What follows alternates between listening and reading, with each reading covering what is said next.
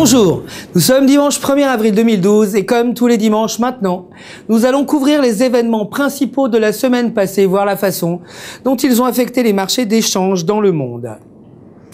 Le dollar américain a chuté face aux autres devises alors que le cours des actions et des matières premières augmente, accroissant la demande d'actifs à plus haut rendement. Les marchés boursiers mondiaux ont grimpé vendredi avec une croissance à 2 chiffres pour le trimestre, alors que des rapports indiquent que la dépense et la confiance des consommateurs augmentent aux États-Unis, ce qui a aidé à faire monter le cours des actions. Les données indiquent que la dépense des consommateurs a grimpé à son niveau le plus haut depuis 7 mois en février et que la confiance des consommateurs a rebondi à son niveau le plus haut depuis plus d'1 an.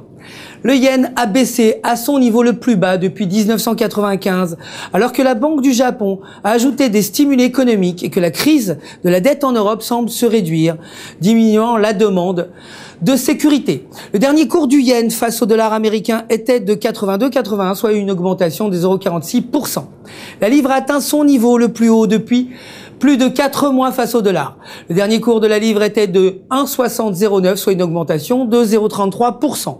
L'euro a augmenté face au dollar avec pour ce trimestre sa hausse la plus forte de l'année après que les ministres des Finances européens se soient mis d'accord pour renforcer le bouclier de protection contre la crise de la dette, augmentant d'autant la confiance dans la réduction des problèmes financiers de la région.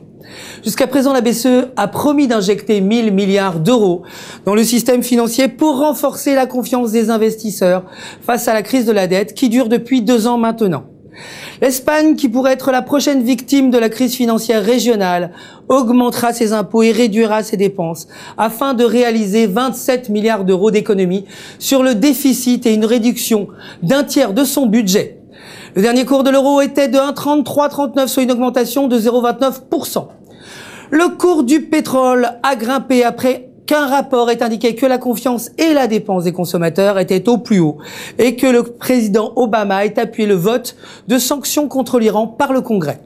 Le dernier cours de l'or était de 103,02 $ le baril, soit une augmentation de 0,23%.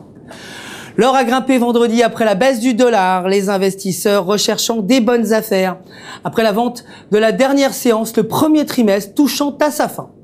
Le dernier cours de l'or était de 1667,97 $ l'once, soit une augmentation de 0,41%. Voilà tout ce qu'il y avait à dire pour aujourd'hui. Je vous retrouve dès demain pour la revue quotidienne des marchés et bien sûr dimanche prochain pour une nouvelle analyse hebdomadaire.